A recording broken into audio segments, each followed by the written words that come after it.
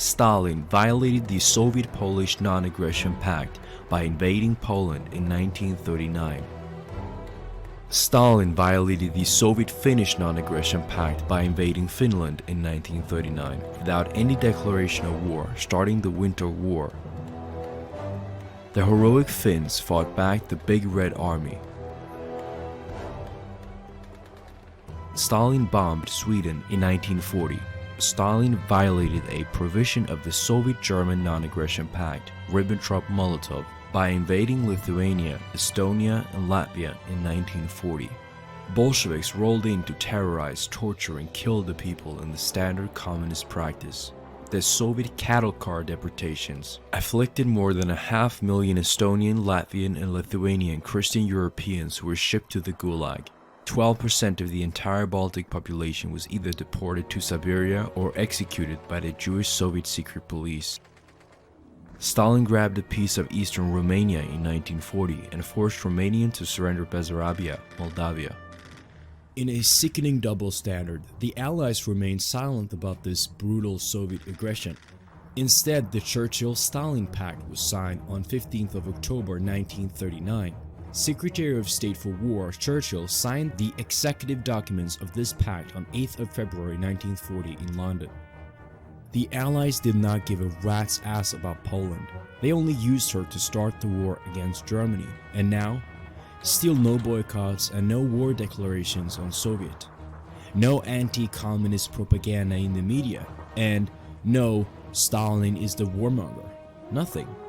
Since 1933, when he befriended the Soviets, Roosevelt had consistently maintained close relations with people who were either communist or communist sympathizers. Hitler was well aware that Stalin was on his way to invade Europe. His suspicions about Stalin have since the fall of Soviet been proven as being legitimate. Document number 103202/06, signed Chief of Staff Kirill Meretsko in 1940, revealed that Stalin was preparing to invade Western Europe in July 1941 in a massive invasion called Operazione Barbarossa, Operation Thunderstorm. It is dated 18th of September 1940, 3 months before the German Operation Barbarossa was signed. After Georgy Zhukov became Chief of the General Staff in February 1941, the plan was called MP41, Mobilizazione Plan 41. It can be found in the so-called Osobaya Papka, a file which contains about 100,000 top-secret documents. In the book Ledokol, or Icebreaker, Russian Jewish historian Viktor Suvorov gives us compelling proof that Hitler was forced into a preemptive strike against a massive Soviet military machine, ready to invade and destroy the whole of Western Europe. Suvorov quotes top-secret Soviet documents which proves that the Soviet army was entirely built as an offensive force. Stalin was using the classical divide-and-conquer strategy. He was first hoping for Britain, France, and Germany to be exposed, destroyed, and exhausted so that the Red Army would be able to invade their territory in the West. All Bolshevik preparations were for invasion, not defense. The Soviet Union had already moved division after division closer to the German border. It was producing 5 to 10 times the number of tanks, machine guns, cannons, and airplanes that Germany was able to produce. For every month that passed by, Germany's odds got worse. Given the communists' openly stated ambition of conquering the world, there could not have been any doubt that Stalin was ready for an assault on Germany. In 1941, Admiral N.G. Kuznetsov was a Soviet Navy minister, as well as a member of the Central Committee of the Soviet Communist Party. In his post-war memoirs, he recalled, "For me, there is one thing beyond all argument. Stalin not only did not exclude the possibility of war with Hitler's Germany, on the contrary, he considered such a war inevitable. Stalin made preparations for war, wide and varied preparations, beginning on dates which he himself had selected. Hitler upset his calculations. German intelligence had learned of the planned Soviet attack on Europe and prepared the counter-plan, Operation Barbarossa. On 22nd of June 1941, Hitler invaded Soviet in a preemptive attack. This German preemptive strike saved Europe from the Red Army, at least for a while. Stalin was about to strike Western Europe with 3 million soldiers when getting caught with their pants down as German soldiers carried belt buckles engraved with the words "Gott mit uns," God with us, entered their now anti-Christian Red Land. From the Baltic to the Black Sea, German soldiers were getting into positions to launch the invasion. The most brutal battles in recorded history took place along the Eastern Front, which stretched back to Germany through the Soviet Union, Hungary, Romania, Bulgaria, the Balkans, Ukraine, Belarus, Poland, and the Baltic states. In these landscapes, Europe's bravest soldiers sacrificed their lives to liberate Europe from the terror of the Bolsheviks. Ukrainians, Russians, Estonians, Latvians, and other Eastern Europeans welcomed the Germans as they were liberated from the slavery and torture previously endured under Soviet hands. Local women blessed the Germans as they passed.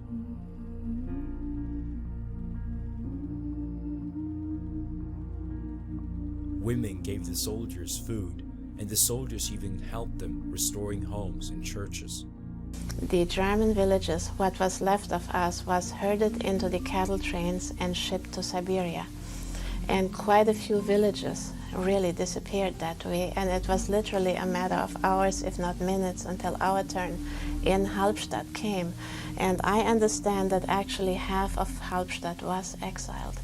And we were already sitting at the railroad station. This was September 1941, when the German army overran the Ukraine and stopped the exiling, stopped the trains. They stopped the trains. And it was to us as if the Lord had sent us the angels. Here were people who spoke German, who spoke High German, who stopped the terror that had been upon us for 25 years, who came and opened the churches for us and said, you can have all the services you want. It was like heaven. My mother, to the day she died, never stopped talking about the wonderful 2 years that she had with the German army. When the German army came and took over the villages, they moved in on us. They took over the houses. We gave them gladly. They could have.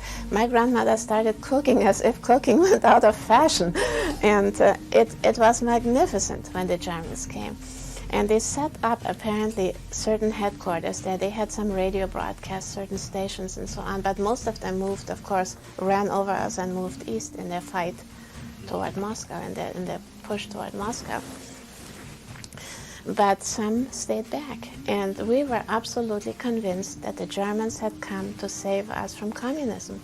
And never was there any reason for us to change our minds. Why should we? The Germans were heroes in our eyes.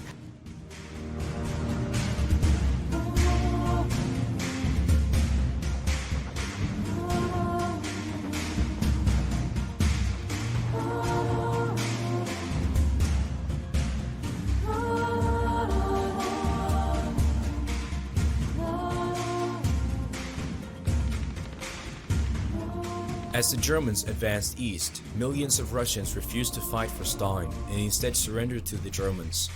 Stalin's tyranny was hated by every freedom-loving Russian, so hated in fact that whole formations surrendered and volunteered to fight for the Germans instead, taking back their motherland from the terror of Jewish Bolshevism. Hitler viewed communism as a poison to Europe and decided that his life's purpose was to root out and destroy it. The Germans had nothing against the Russians as people, but instead against communism. Many Russians volunteered to fight for Hitler instead. Nearly 500,000 Russian volunteers served on the front lines, and another 100,000 or more serving in other non-combat positions. The anti-communist soldiers of the Russian Liberation Army wore German uniforms with a Russian patch. In 1944, it was officially renamed the Armed Forces of the Committee for the Liberation of the Peoples of Russia. They were led by General Andrei Vlasov, but under German high command. They fought bravely, primarily in key roles against the communist partisans. General Vlasov and Heinrich Himmler met and ironed out details of the formation of a massive new army composed of Russians. They went over what was called the Smolensk Manifesto, written in 1942, which outlined goals of liberating Russia from the communist occupation. It stipulated that in the new Russia, every people will obtain national freedom, including the right of self-determination. The realization of this right to national independence and freedom is possible, however, only after destroying Stalin and his clique. Himmler and Vlasov agreed that there would initially be 5 divisions organized from Russian POWs and workers from the occupied eastern territories, whose number by then had reached over 5 million. Hitler also formed the Einsatzgruppen, units for the necessary removal of the bloodthirsty Jewish Bolshevik leadership from the Soviet cities. Criminal communist partisans were executed and hanged as punishment for what they had done to the Christian Russians. Stalin was now rumored to have suffered a breakdown. Adolf Hitler explained, "You probably all felt that this was a bitter and difficult step for me. The German people have never had hostile feelings towards the peoples of Russia. During the last 2 decades, however, the Jewish Bolshevist rulers in Moscow have attempted to set not only Germany, but all of Europe aflame. Germany has never attempted to spread its National Socialist worldview to Russia. Rather, the Jewish Bolshevist rulers in Moscow have constantly attempted to subject us and the other European peoples to their rule. They have attempted this not only intellectually, but above all through military means. The results of their efforts in every nation were only chaos, misery, and starvation." Before the Battle of Moscow, Hitler had succeeded in defeating the Soviet army and taking numerous prisoners. Then, an unbelievable freeze happened, 40 to 50 degrees Celsius below zero. The cold caused problems for the Germans. The German troops had only summer uniforms and equipment was also freezing on the spot. No tanks could move. The weather would intensify and temperatures plummet. Time would decisively turn against the Germans, and before the last push of Wehrmacht into Moscow, Germany was stuck.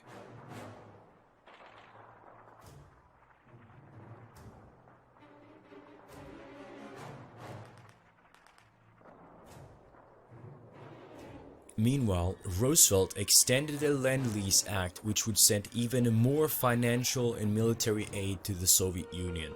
$11.3 billion, or around $150 billion today, to save the communist regime.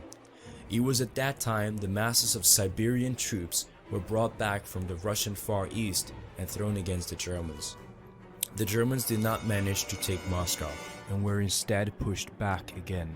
Stalin felt the need to have his troops backed by blocking units, tasked to execute anyone retreating from the front.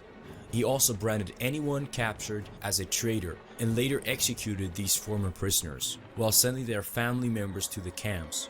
You have to remember that when the Red Army marched, behind the Red Army was a second army, the NKVD army, which had its own tanks, its own machine guns and so on, firing forward so that nobody could move back. Stalin's son, Jacob Shugashvili, was captured by the Wehrmacht in 1942. The Wehrmacht offered to exchange German prisoners with Stalin for the return of his son. Stalin rejected this and stated, "I have no son named Yukov." Although the circumstances are unclear, Yukov later died in captivity. Some say that he ran into a fence surrounding a POW camp. Some say that he was shot when trying to escape. Closing in to Stalingrad, Stalin now cowardly fled the city. The Battle of Stalingrad between the Germans and the Soviets was fought for control of the strategically vital Soviet city that Stalin had named after himself, today known as Volgograd. The battle was one of the bloodiest in history, with military and civilian deaths of nearly 2 million. Stalin's refusal to pull the Red Army out of the city led to a long barrier and tremendous amount of suffering for the hungry citizens. In July 1942, Stalin issued an order preventing any civilians, even women and children, from leaving the city. After the German offense captured most of the city, the US Lend-Lease equipped Red Army destroyed the Germans with bloody house-to-house fighting. The losses suffered by the Germans would make victory in Russia impossible. Germany's war economy was not set to total war mode until 1943, i.e., too late. On February 2, 1943, Field Marshal Friedrich Paulus finally surrendered to the Soviets. 300,000 German Croatian, Hungarian, Romanian, and Italian soldiers, including 35,000 Russian volunteers fighting for Germany against the communists, had now been surrounded. Over 11,000 refused to lay down their weapons at the officials surrendered, preferring instead to fight until death against the Bolsheviks. By early March, all resistance had been wiped out. Those who remained were forced to march east or work themselves to death in Soviet death camps. Historians have now confirmed that of the 11,237 letters that were sent by soldiers to their families, almost all of them expressed a willingness and determination to fight communism and die fighting for National Socialism and the Führer, Adolf Hitler. The Battle of Stalingrad would be a turning point in the war.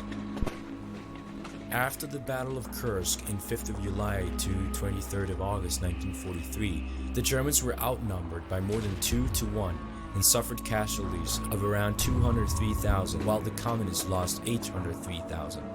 The Germans did not achieve their goal. Germany was forced into a full-scale retreat as the US opened a new front in Italy. Germany would never again regain the initiative in the war. The Germans were steadily forced completely out of Soviet territory, after which the Soviets pursued them across Eastern Europe and into Germany itself in 1945. The Germans would now fight in freezing weather conditions and at the same time offer much needed protection to refugees fleeing the murderous communists. More and more people desperately fled west to reach safety from the communists. And then of course in 1943 the story changed and the Germans were pushed back. And in the pushback, they moved us with them, what was left of us. And we went willingly. There was no moving at gunpoint. Had we stayed back, the communists would have taken us and executed us or shipped us to Siberia. So we very, very willingly moved, retreated with the Germans. You know, here we were walking toward the Reich, toward Germany, which had always been in our minds a fictitious place. We absolutely believed in Adolf Hitler. We believed in the nature of his struggle, in the merits of his struggle. We had these magnificent German soldiers protecting us all the way, and we were walking into the Reich. So there were lots of songs along the way in the beginning, in the fall. There were all these Hitler youth with their beautiful snappy clothing and on bicycles, and they were giving us fresh water, and the BDM girls were cooking and, you know, serving us coffee and so on. We always were fed by the army. They had field kitchens, traveling grim. Then the winter came, and food was getting short. The horses were getting sick. The road was getting narrow. It was extremely cold. When I think of the war and of the trek, I do not think of hunger so much as of cold. It was always, always cold. That's what I remember. And then, of course, once the winter came, it became harder and harder. We had to often stay overnight in strange houses. The army would confiscate houses, would put the refugees there. The army protected us to the end. The army never, ever let us down, never let us down to the very end. Keep in mind also that Germany at that time did not need refugees. Yeah, that's for sure. You know, they were starving, they were struggling, they had nothing. They took us in as family.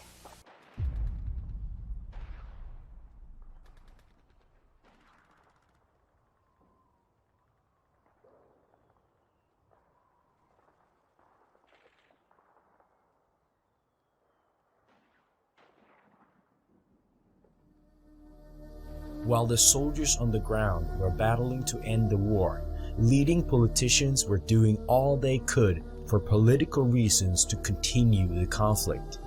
In October 1940, when Germany was in total control of the European war, there was no chance of British victory unless the US could be dragged into the conflict. A prominent member of the British War Cabinet, Lord Arthur Greenwood, offered the Jews a New World Order in hopes of enlisting their support to bring a reluctant America into the war conflict in the same way it had done in 1917 with the Balfour Declaration that promised Palestine to the Jews in exchange for bringing about US entry. Greenwood made a prophetic statement. When we have achieved victory, and we assuredly shall, Greenwood promises, in the rebuilding of civilized society after the war, there should and will be a real opportunity for Jews everywhere to make a distinctive and constructive contribution, and that 10 million American boys will be needed to do the job. The US would enter the war 14 months later. Chaim Weizmann said to Churchill in September 1941, "We managed to drag the United States into the First World War, and if they, the US, do what we demand in regards to Palestine and the Jewish armed forces, then we can get the Jews in the USA to drag the United States into this one too." Already in 1939, Brigadier General George Van Horn Mosley exposed the plan in the New York Tribune. The war now proposed is for the purpose of establishing Jewish hegemony throughout the world. Even though the British Empire already had vast resources and millions of men at her disposal, Churchill and Roosevelt would now push for the US to enter the war. Never before in history were the American people as anti-war or as united in their views as they were in 1939 about staying out of what they saw as yet another European civil war. The Gallup poll showed 94% of the American people was absolutely against participation in the war when it began in September 1939. The ordinary people were tired of these wars. Despite this fact, Roosevelt forced laws through Congress contradicting US supposed neutrality. In 1939, Roosevelt repealed the US Neutrality Act in favor of a one-sided supply of arms to Germany's enemies. The year after, Roosevelt passed the Lend-Lease Act, which officially ended his pretense of being neutral in the war. He also allowed American citizens to join the British Air Force. In a violation of international law, Roosevelt proceeded to freezing all German assets in the US and announced an oil embargo against aggressor nations. $1 billion in Lend-Lease aid was sent to Britain. Benjamin Gitlow, founding member of the US Communist Party, wrote in I Confess in 1940, "When I was in Moscow, the attitude towards the United States in the event of war was discussed. Privately, I was the opinion of all the Russian leaders to whom I spoke that the rivalry between the United States and Japan must actually break out into war between these two." Because Roosevelt was well aware of the amount of popular feeling on this issue, he would repeatedly lie to the American people about his love of peace and his determination to keep the US out of war, while simultaneously actually doing everything in his power to take both Europe and America into war. As with the case of Germany, Japan had also broken the shackles of Rothschild's interest and experienced an economic miracle and a national rebirth. It could not be allowed. Japan had to be taken out to become a milking cow of the bankers again. On 23rd of June 1941, United States Interior Secretary Harold LeClaire Hicks wrote in a memo to Roosevelt, "There will never be so good a time to stop the shipment of oil to Japan as we now have. There might develop from the embargoing of oil to Japan such a situation as would make it not only possible but easy to get into this war in an effective way. And if we should thus indirectly be brought in, we would avoid the criticism that we had gone in as an ally of communist Russia."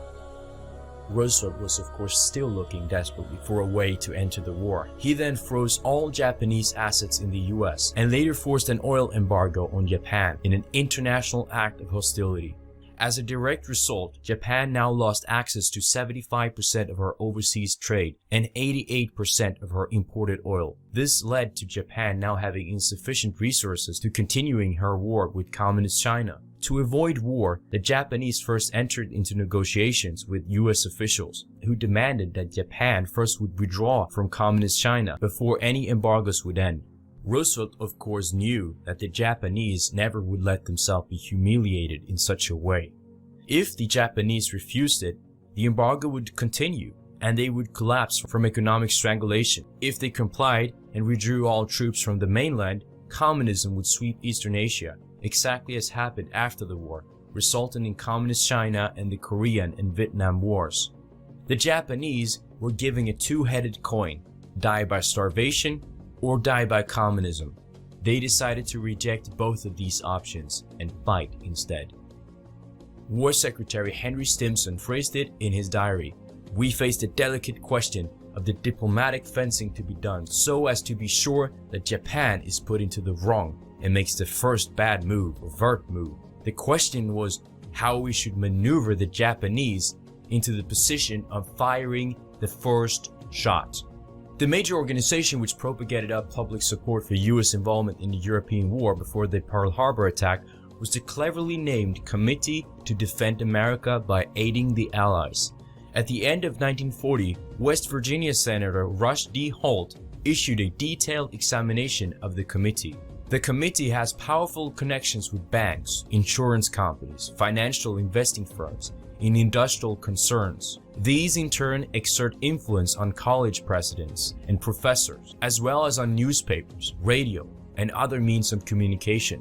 If the committee succeeded in getting the US into war, Holt warned American boys will spill their blood for profiteers, politicians, and patriots. If war comes on the hands of the sponsors of the White Committee, will be blood, the blood of Americans killed in a needless war.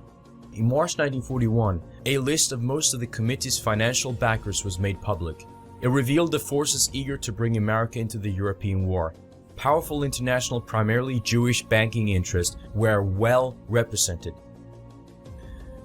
In his diary entry of the 1st of May 1941, Charles A. Lindbergh, the American heroic aviator and peace leader, exposed the coalition that was pushing the United States into the war.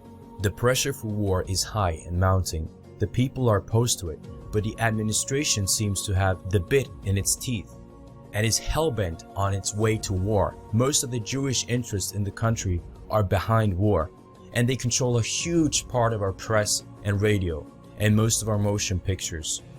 Dr. Milton Eisenhower was General Eisenhower's brother. He said, "President Roosevelt found it necessary to get the country into World War II to save his social policies."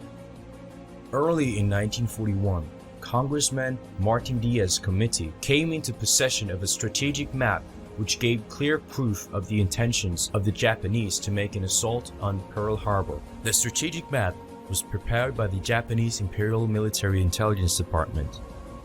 Martin wrote, "As soon as I received the document, I telephoned Secretary of State Cordell Hull and told him what I had. Secretary Hull directed me not to let anyone know about the map and stated that he would call me as soon as he talked to President Roosevelt. In about an hour, he telephoned to say that he had talked to Roosevelt and they agreed that it would be very serious if any information concerning this map reached the news services.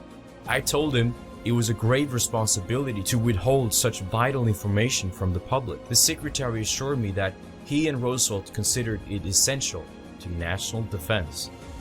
General Elliot R. Thorps served as a military attaché in Dutch-controlled Java, Netherlands Indies, in 1941 when the Dutch broke a Japanese diplomatic code. The intercepted message referred to planned Japanese attacks on Hawaii, the Philippines, and Thailand. He immediately cabled the information to Washington and promptly delivered copies of the decoded text to including President Roosevelt, Secretary of State Cordell Hull, Secretary of War Henry Stimson, Army Chief of Staff General George Marshall, and the Chief of Naval Operations Admiral Harold Stark. Copies also went to Harry Hopkins, FDR's communist advisor. Because the US and Britain now had cracked Japan's naval communication codes, all important Japanese codes were broken. Roosevelt knew about the coming surprise attack, but no warning was sent to the commanders at Pearl Harbor. Naval intelligence intercepted and translated numerous Japanese naval dispatches, some clearly revealing that Pearl Harbor had been targeted. If a break in the US relations was forthcoming, Tokyo would issue a special radio warning. The message, to be repeated 3 times during a weather report, was Higashi no kaze ame, east wind, rain. East wind signified the United States. Rain signified diplomatic split, a war. This prospective message was deemed so significant that US radio monitors were constantly watching for it, and the Navy Department typed it up on special reminder cards. On December 4th, Higashi no Kaze-ame was broadcast and picked up by Washington intelligence. While issuing the final provocations of Japan, FDR and his military chairman George Marshall set the bait for the Japanese fish to bite.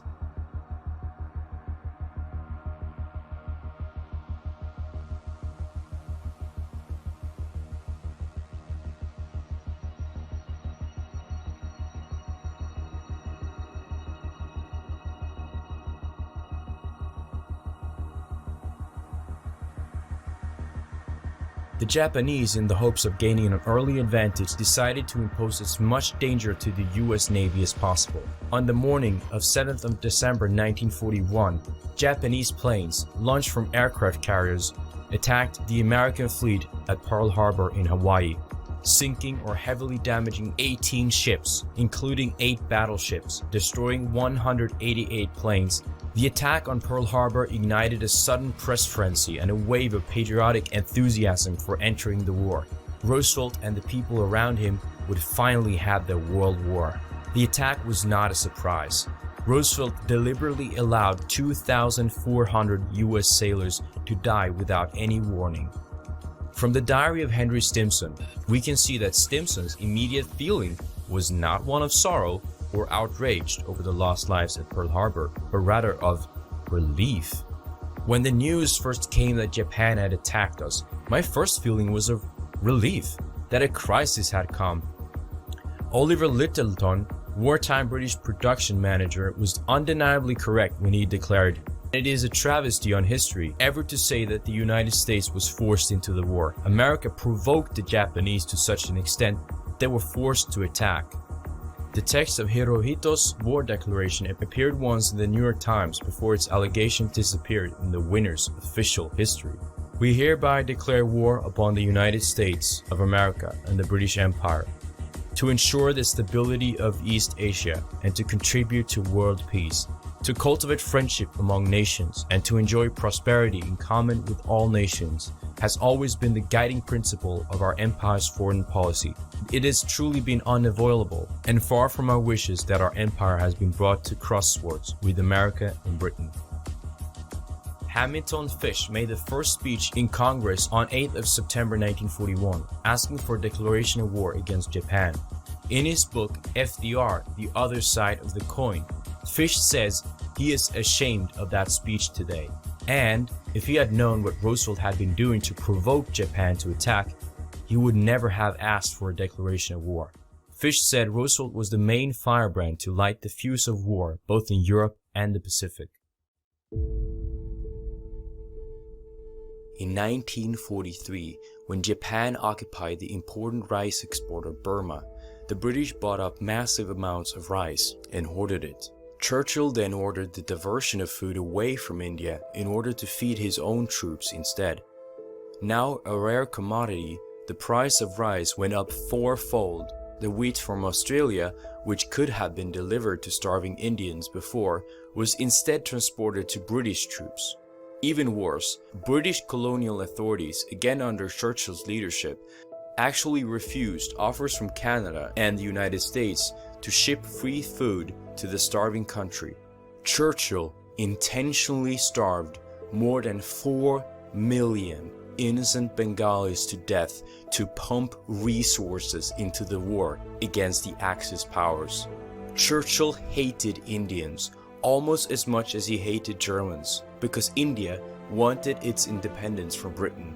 Gandhi was also very positive to Hitler. Later, at a war cabinet meeting, Churchill blamed the Indians themselves for the famine, saying that they breed like rabbits. These victims were not Jewish, and that's why you never hear about them. Churchill did not even try to hide the fact that he hated Indians and Germans. "I hate Indians, they are beastly people." He also said that Gandhi ought to be lain bound hand and foot at the gates of Delhi, and then trampled on by an enormous elephant with the new viceroy seated on its back. Churchill's colorful commentary may have been a product of his terminal alcohol addiction, or just his overall antisocial impulsivity. What makes it all a bigger tragedy is that the victims have never been compensated, and the person responsible for the famine has never even been held responsible. Instead, he has been celebrated as a hero.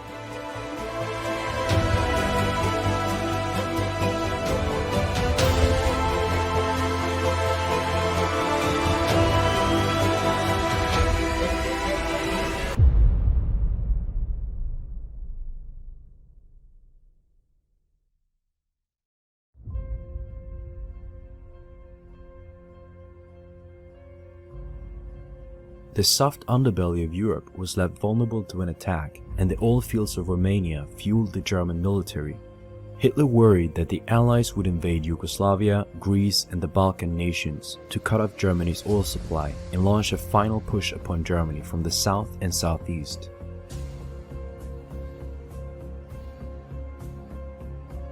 Such an attack would be disastrous and detrimental to Germany, but instead of just taking this opportunity to put an end to the war, Churchill, Dwight Eisenhower, Montgomery, and George Marshall instead insisted upon making preparations for an invasion of heavily fortified northern France instead, to prolong the war, kill more Europeans, and buy the Soviets much-needed time to march westward, and eventually enable Stalin to take the whole of Eastern Europe as they had agreed.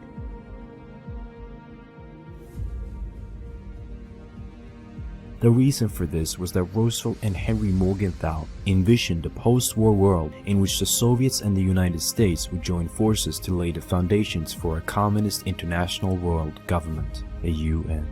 At the 6th hour of the 6th day of the 6th month of 1944, British, American, and Canadian forces crossed the English Channel and launched a D-Day invasion, landing in German-occupied France via the coast of Normandy. Roosevelt and Churchill had for years provided the Soviet Union with military and financial aid.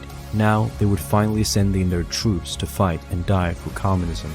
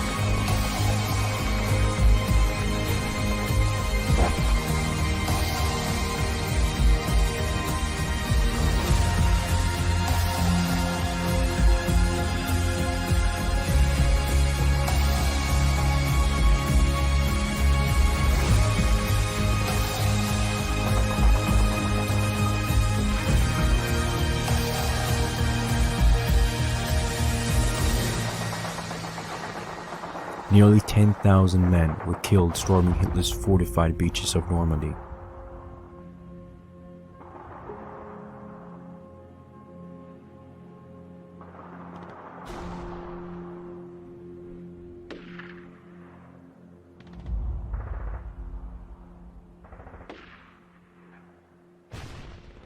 In the end, overlords successfully established an initial beachhead of 100,000 troops. From this base in northern France, the Allies were reinforced for the push towards Germany. At the same time, the Red Terror advanced from the east, equipped to the teeth with advanced American aid from Roosevelt. With Italy also under Allied occupation, Germany now had 3 fronts to defend: west, south, and east. In order to intentionally give the communists even more time to conquer and rape Eastern Europe, General Eisenhower and Marshall delayed the advance of General Patton's Third Army, going so far as to cut off shipments of gasoline to Patton's army. Patton said in August 1944, "At the present time, our chief difficulty is not the Germans, but gasoline. If they would give me enough gas, I could go all the way to Berlin."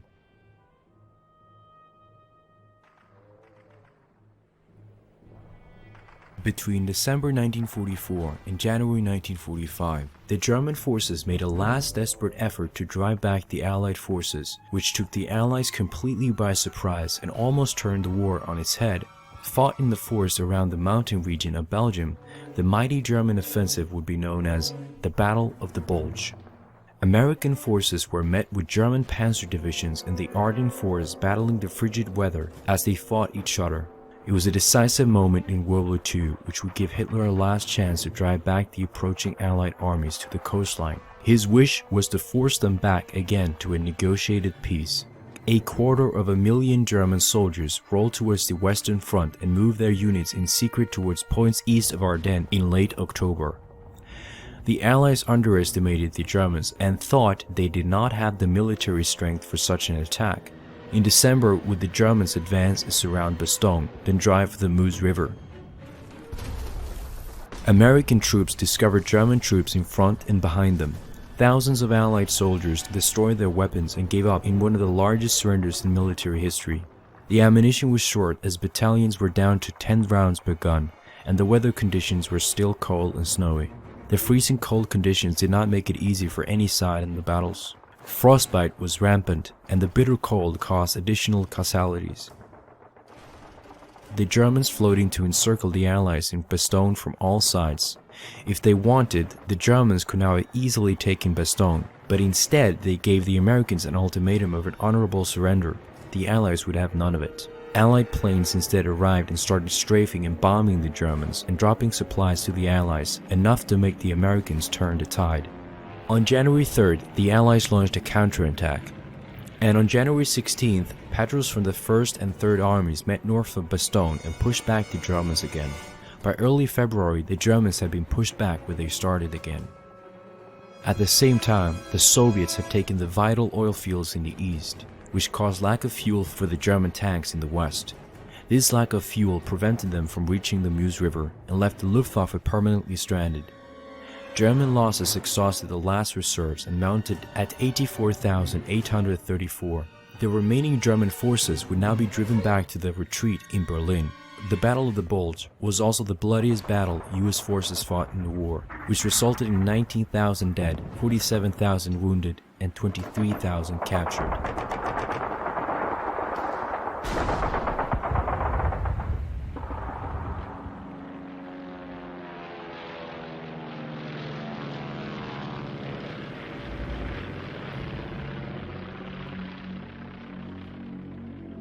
Winston Churchill appointed the Jewish professor Lindemann as his personal advisor.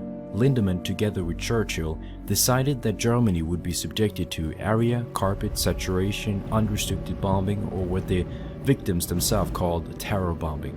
Lindemann suggested the bombing of German cities and that working-class civilian areas were legitimate targets. These bombings began on 10th of August 1940 with the bombing of the small town of Freiburg. This was before the Germans began bombing British cities. The goal of the bombings was to break the spirit of the Germans. Between 1940 and 1945, 61 German cities with a total population of 25 million souls were destroyed in the bombing campaigns by the Allies. The Allies specifically targeted innocent civilians. Many large cities such as Cologne and Essen experienced more than 250 raids each. Churchill's deliberate strategy was killing as many German civilians as possible. Perhaps the next time round the way to do it will be to kill women, children, and the civilian population, Churchill explained. In 1943, when the US finally had rearmed the British, the civilization that the Germans had fought fiercely for was now surrounded from every single angle. Each plane heading for Germany was loaded with tons of high explosives and incendiary bombs. Over the cities, the Americans strategically bombed industrial plants during the day, while the British purposely targeted innocent civilians at night, aiming at houses of the working-class communities. The plan was to inflict as much damage, to destroy as many homes, and to kill as many women, children, and elderly as possible. Churchill wanted more than 2 cities a month demolished until none would be left. Bomber Harris championed the bombing of cities. The city he was most focused on was Berlin. In documents from Operation Thunderclap, he stated that he wanted the total devastation of the center of Berlin. More bombs by weight would be dropped on the city of Berlin than on the whole of Great Britain during the entire war.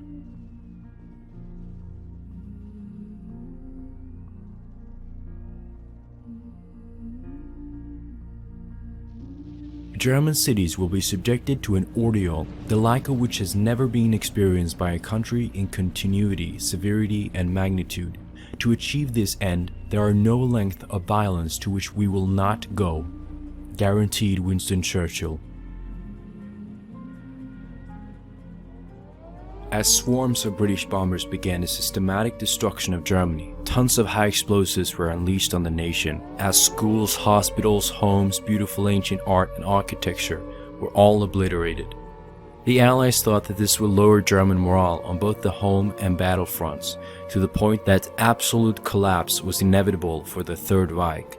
In the horrific war crimes instigated by Churchill and Arthur Bomber Harris, hundreds of thousands of German civilians would now be burned alive in consequential firestorms in German cities. Many of these raids consisted of initial attacks using high explosive bombs to break up buildings, followed with attacks using thousands of incendiary bombs to set alight all the fabrics, furnishing and upholstery exposed by the explosives. In this way, firestorms were created under the right conditions, which burned tens of thousands of people alive, especially the women and children at home while the men were at the front. The first explosive bombs blasted the roofs of buildings in preparation for incendiary devices, knocking out the air raid warning systems and causing massive destruction and death. Fire halls and water mains were also completely destroyed. When the roaring bombers released their lethal cargo, a crescendo of fire descended on the cities. Dresden was turned into an ocean of fire. Air temperatures rose to 600 degrees Celsius, winds up to 45 meters per second, sucked all oxygen into the center of the storm. Hundreds of thousands of people were burned alive. A RAF crewman said, "There were people down there being fried to death in melted asphalt on the roads. They were being burnt up, and we were shuffling incendiary bombs into this Holocaust. I felt terribly sorry for the people in that fire I was helping to stoke up." It was evil. Thousands of firebombs dropping all over the place, explosions, heat, fire, people screaming, people burning, people alight. Well, it wasn't. After about half an hour, it started developing into something which was really bad. A lot came over and dropped all these incendiaries. And then, of course, as wave after wave came over, so the impact got heavier. 35 minutes, 40 minutes after the first bombs had dropped, the bomb dropped outside the building that we was in, killed my mate, Harry, and about 3/4 of the people in there were killed. And so you go out and you come out of there and the whole place is a furnace.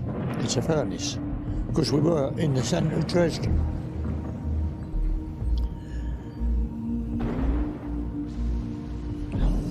It was the second wave which really brought the tornado into being. Because then they started dropping the £4,000 blockbusters and £4,000 of napalm, which if it dropped anything within about 300 yards was immediately incinerated to feed the fire, so you get the wind coming in. That's really tornado force, and you just can't. It dehumanises anything that you've experienced before. They try to cross over to us, a group of them, and the first lot of them got stuck in the middle of it. They couldn't get away, and in the end, they caught a light. They were still alive, and then they exploded. Wave upon wave of phosphorus and incendiary bombs washed over the defenseless civilian German population. Thousands of German elderly, women and children suffocated or was burned alive in basements and tunnels where they were hiding, as the oxygen was sucked out of their hiding places and pulled toward the blaze to feed the flames. Thousands more were hurled into the air and sucked by the winds right into the fire. Some perished in a blast of white heat intense enough to melt the human flesh. Wherever there was a water fountain or canal, the city's inhabitants jumped in only to be boiled alive. The attacks left the cities a raging sea of fire. Hundreds of smaller fires merged into single huge conflagrations. Huge masses of air were then sucked in to feed the inferno, causing an artificial tornado. The firestorm in Dresden was so massive that pilots reported that their cockpits actually were illuminated by the Great Fire. The air suction of the fire was so powerful that it uprooted trees and lifted roofs from houses miles away. Total panic struck the people.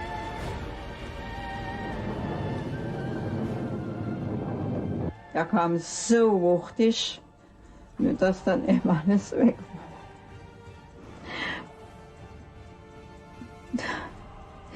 Die Menschen, die sind ja gerannt wie die Wahnsinnigen. Ringsrum brannte es brannte nur alles.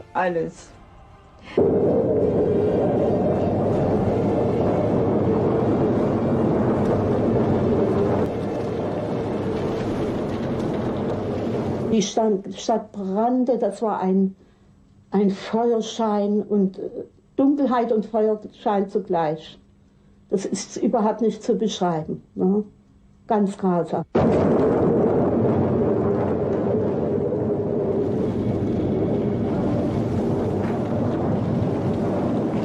Frau mit ihrer Tochter, die ist mit verbrannt. Meine Schwester, die hat im Nebenhaus gewohnt. Dort haben aber vielleicht 20 Kinder mit drinnen gewohnt in dem Haus. Die sind alle verbrannt. Am lebenden Leib verbrannt.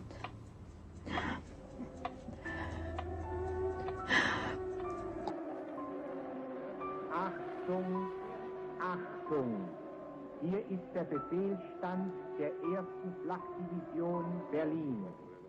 Die gemeldeten Bomberverbände befinden sich im Raum Hannover-Braunschweig. Wir kommen wieder.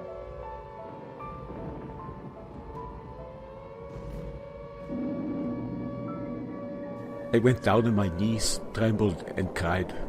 Several women lay there with their bellies burst open, and one could see the babies, for they were hanging half outside.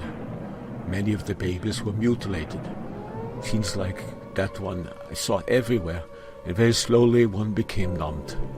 One acted like a zombie. Some found missing loved ones. Most, however, did not.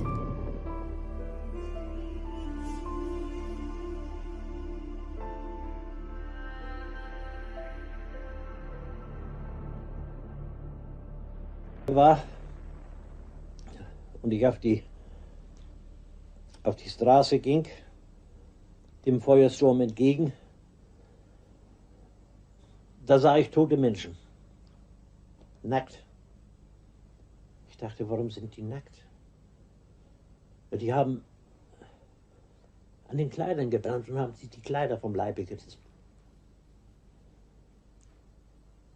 Ich habe nie so viele Tote gesehen wie nach diesem Angriff.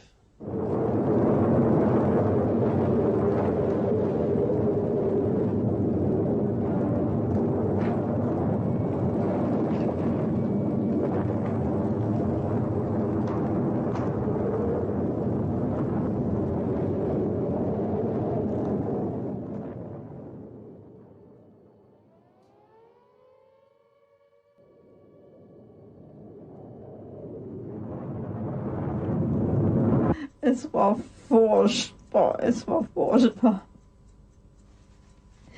Meine Tochter am Sachsenplatz, da sind wir die Stufen hoch und da lagen die Leichen, nur die Körper. Und da fragte mich meine Tochter, Mami, was ist denn das, was hier liegt? Ich sage, komm, guck dir's nicht an, das sind alles Leichen. Man war vollkommen sinnlos und es ist schwer zu beschreiben. Und jedenfalls kommt mir dort im Dunkeln ein Mann entgegen, sehe ich plötzlich eine Gestalt auf mich zukommen von Kleinschachwitzer Ufer her. Und da bleibt er stehen, hat einen Handkoffer in der Hand und lacht ganz laut und ganz irre. Es war unheimlich. Ich habe gedacht, der Teufel steht auf der Erde. Und da sagt er plötzlich, wir Polen und Tschechen, wir haben gewusst. Und morgen kommt noch ein Angriff. Ne? Also ich war so entsetzt. Erst der Anblick von der Stadt und dann die vom Mensch. Ich stand da, ich war von Entsetzen geschüttelt. After first having blasted the targeted towns to splinters, the British and American bombers soon returned to strafe terrified groups of refugees and rescuers as they tried to escape.